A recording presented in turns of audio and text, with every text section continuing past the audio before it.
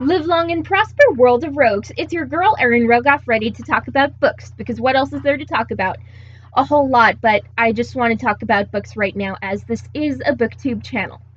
Anyway, I have been reading like crazy, as usual, and I have been reading a bunch of romance novels every single day, because at the beginning of the summer I made a promise that I would read at least 2 chapters of a romance novel every single day. And I have finished reading Princess of the Midnight Ball by Jessica Day George, and I am loving this book. I love this book. Oh my gosh, it is actually based off the 12 Dancing Princesses, which was one of my favorite fairy tales as a little girl.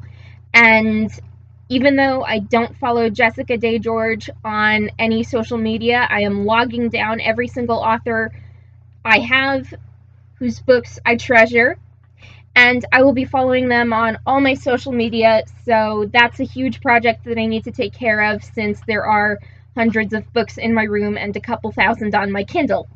So anyway, the Princess of the Midnight Ball is a fairy tale retelling of the 12 Dancing Princesses, and a young soldier named Galen ventures to a kingdom far away to live with his uncle Rainier and his aunt Lysel and his cousin Ulrich. He is a soldier turns gardener, and he discovers a curse that has been put upon the princesses Rose and her 11 sisters, all of them named after flowers, and this dark enchantment was placed upon these girls by King Understone after an agreement with the late Queen Maud. So, my favorite character, oh my gosh, there are so many likable characters in the princesses themselves, but I would have to say my favorite princess is probably Princess Rose. She is the oldest of the 12 sisters, and she is kind hearted, strong hearted, and falls for the unlikely hero, which is Galen, and he's the likely hero, so I don't really know how that correlates. Anyway, my least favorite characters. There are 2 characters I absolutely hate. One is King Understone, and he tricked Queen Maud into making a deal with him to give her 12 daughters. He made Princess Rose and her sisters dance every single night in the underworld, planning to make them wed his 12 sons, and then every midnight until they die, they would be dancing and dancing and dancing until their slippers, their dancing slippers, would fall apart. So that was like, oh my gosh, I love dancing. I dance like a maniac. She's a maniac, that's for sure. I can't sing worth a dime. I sound like a dying British cat when I listen to most of my European music. Anyway, where was I going with this? Anyway, I dance like a chicken with its head cut off, and I sing like a dying cat, so I can only imagine how these princesses must feel to be forced to dance. However, their dancing skills are like godlike to my dancing skills. Besides the point. My other least favorite character is Bishop Angier. I'm just going to call him Bishop Angier. Anyway, if you can believe it, I think I hate him more than King Understone, because he tried to get Rose's father to abdicate his title as king in the name of power. And he interrogated Rose and her sisters, made them cry, and he even thought himself so high and mighty above everyone else. And I hated that. He was an arrogant, self-centered, power-seeking, I'm not even going to say the next word, but it does have to do with his mother. So that's all I'm going to say. Anyway, I have 3 favorite scenes in this book. I like the scene when Galen first met Princess Rose because she fell in the fountain, and I thought the scene was actually quite amusing, but not at the expense of Rose, because I really like her and respect her character.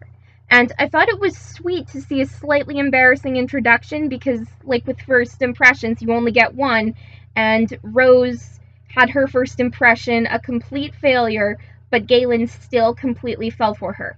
So, Galen didn't really mind that scene, so he thought Princess Rose falling into the fountain was his fault, and he's like, oh my gosh, Princess, I didn't mean it, please forgive me, and she's like, oh, it's no big deal, and then she gets sick. But it's really, really sweet, actually. I mean, you know how a lot of characters have their flaws, or they seem to be all powerful and then they have flaws still? Well, I kind of liked that about Princess Rose, just because she was like this prim and proper princess and then she completely fails. And then moving on to my second favorite scene, when Galen was rescuing Rose and her sisters by putting an end to King Understone and his sons, Lily took Galen's pistol and then defended them all. So that was really cool. She's badass with a gun, I have to say, and I love that about her. Oh my gosh. I mean, I've had experience with a 22, and I am a pretty decent shot. I mean, I can get 2 out of 5 targets. That's still a little less than impressive, but considering my family doesn't do much in the gun range, that's pretty cool still. Anyway, moving on.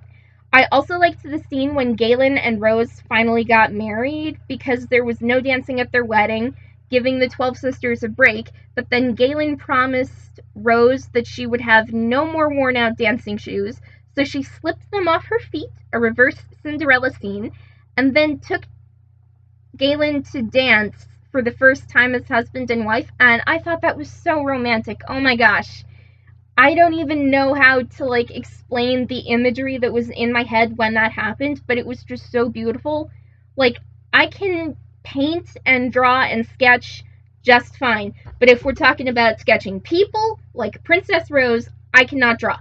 I'm pretty good with abstract art and then like graffiti lettering. I'm really great at that, but with with Princess Rose and different people, I can't really draw them.